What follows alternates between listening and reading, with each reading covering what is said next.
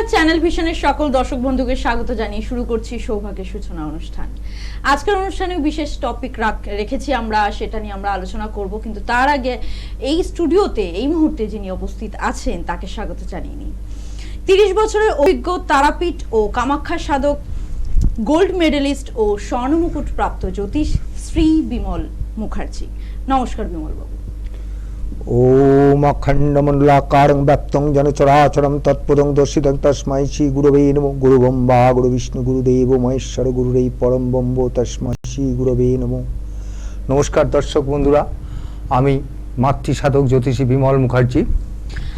আমরা রাহুর কে নিয়ে কিন্তু অনেক কিছু প্রোগ্রাম শুনেছি, অনেক অনুষ্ঠান দেখেছি যে রাহু গ্রহকে নিয়ে অনেক কিন্তু প্রোগ্রাম হয়েছে, কিন্তু আমরা কিন্তু ডিটেলসে মানে রাহু সম্পর্কে তার ডিটেলসে তার বিস্তারিতভাবে কিন্তু আমরা খুব একটা বোধহয় জানি না, আর জানলেও হয়তো সবাই হয়তো আমরা জানি না, হয়তো আমাদের যেই নতুন দর্শক বন্ধুরা আছেন তাদের মধ্যে হয়তো অনেকে জানে না, বা ইয়াং জেনারেশন যারা রয়েছেন তাদের মধ্যে হয়তো অনেকে জানে না।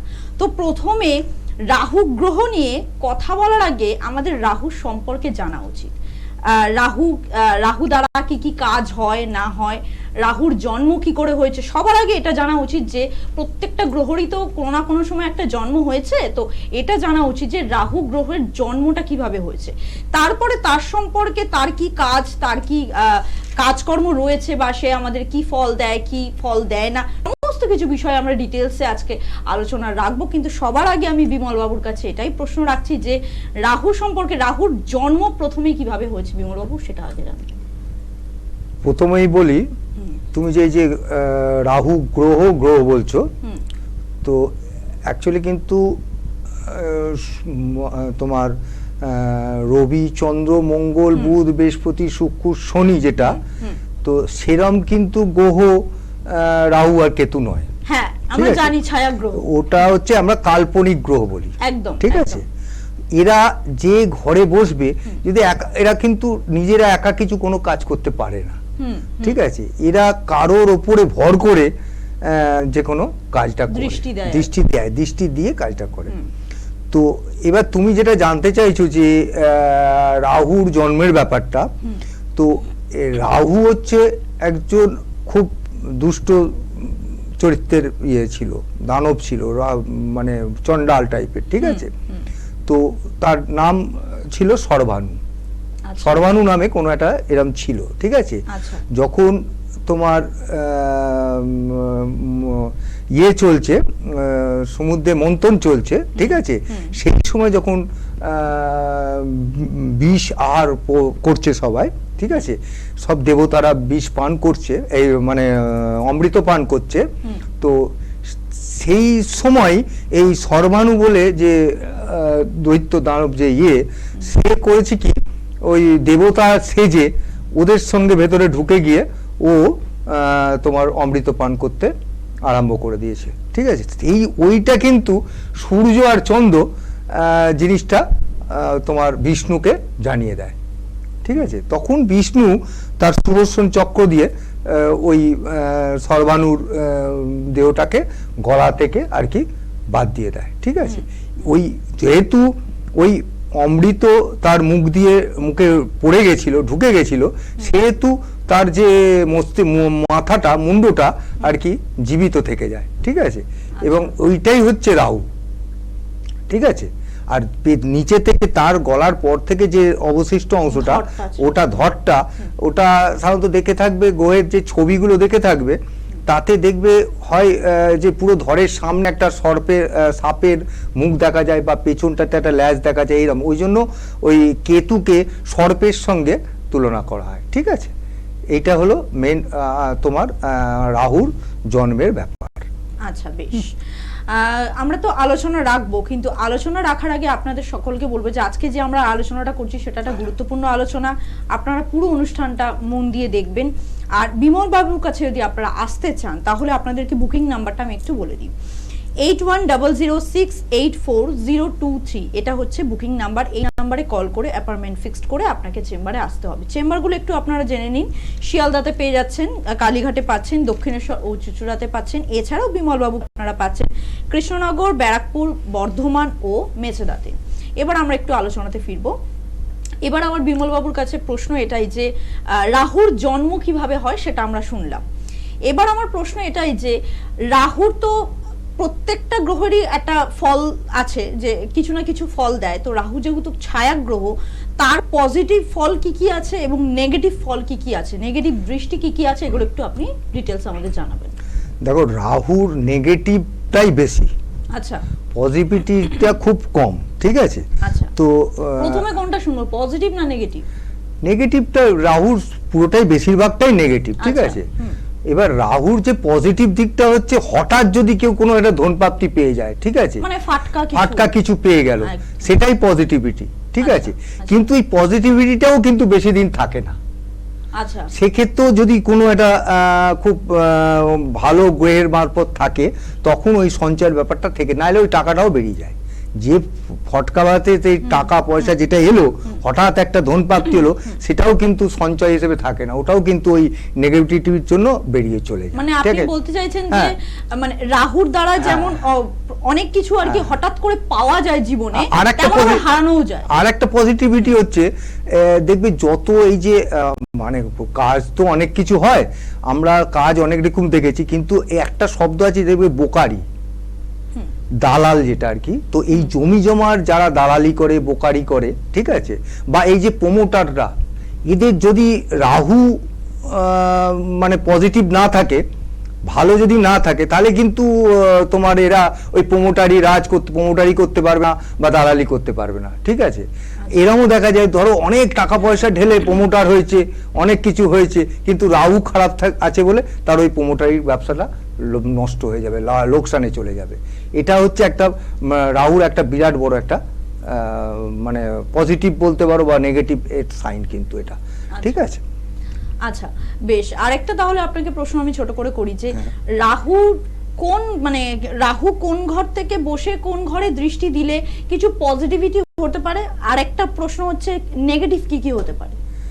দেখো, রাহুর মেন যে ব্যাপারটা হচ্ছে, রাহুর সঙ্গে শনি, ঠিক আছে, বা রাহু আর কেতুর যদি থাকে, ঠিক আছে, শনির সঙ্গে বা মঙ্গলের সঙ্গে, সেক্ষেত্রে এটা ম্যাক্সিমাম ভাবে তোমার এটার মানে নেগেটিভিটি আসে, ঠিক আছে।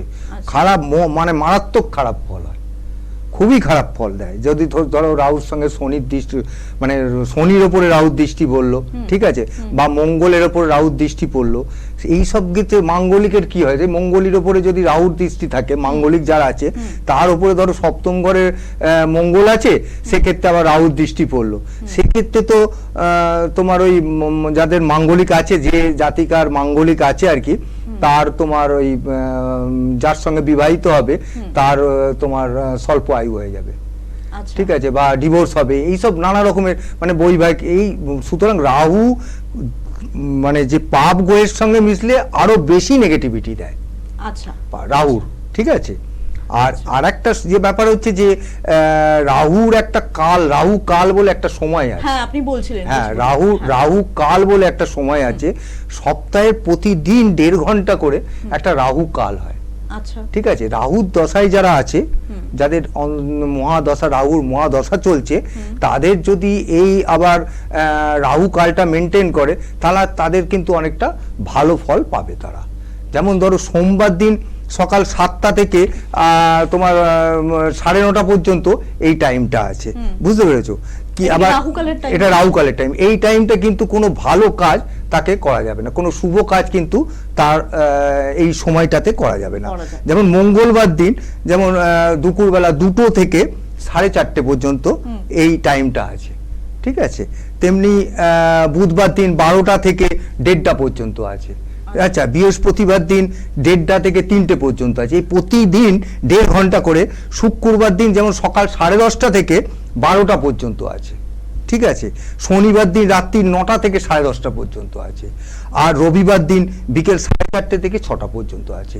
এই টাইমটাতে কে বলে রাহুকাল, ঠিক আছে।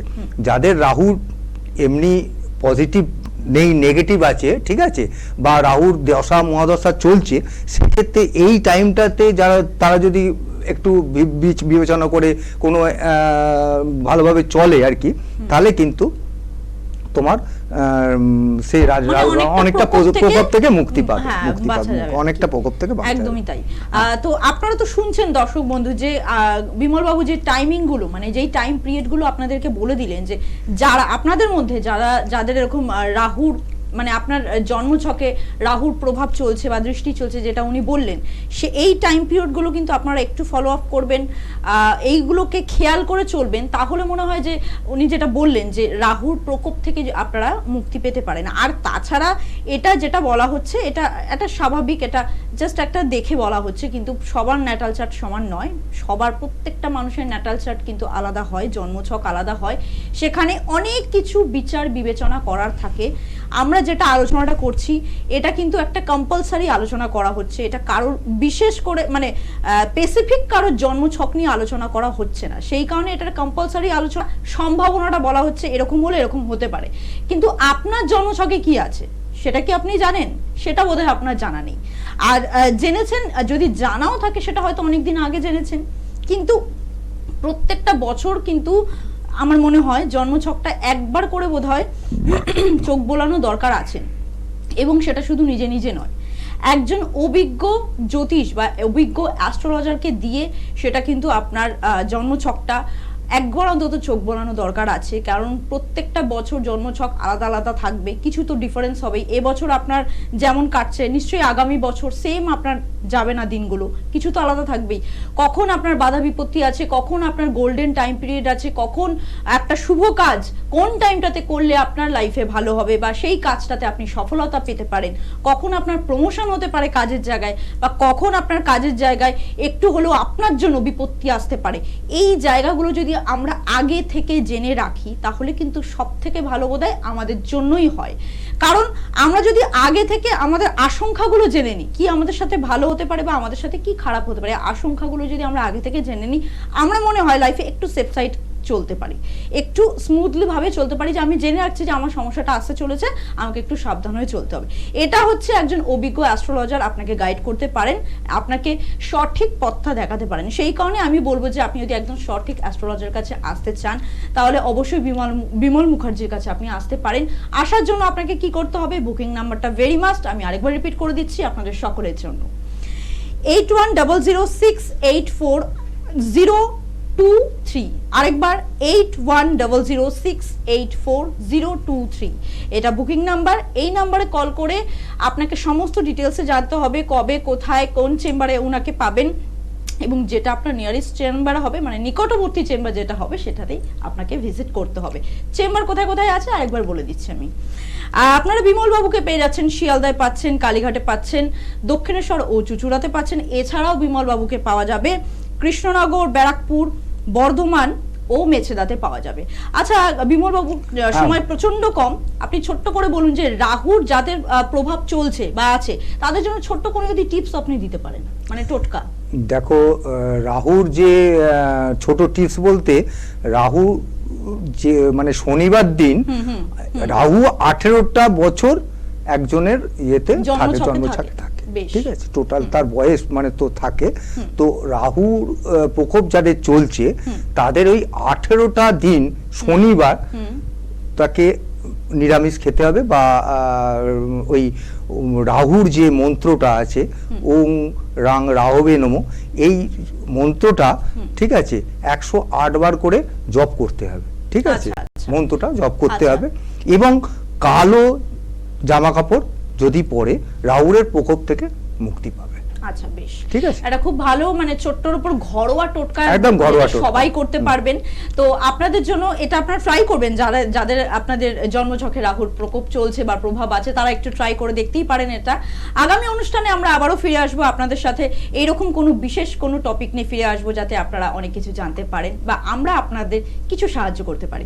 আজকের অনুষ্ঠান এখানে শেষ করতে হবে, সবাই ভালো থাকবেন, সুস্থ থাকবেন, ভালোবাসে থাকবেন, নমস্কার।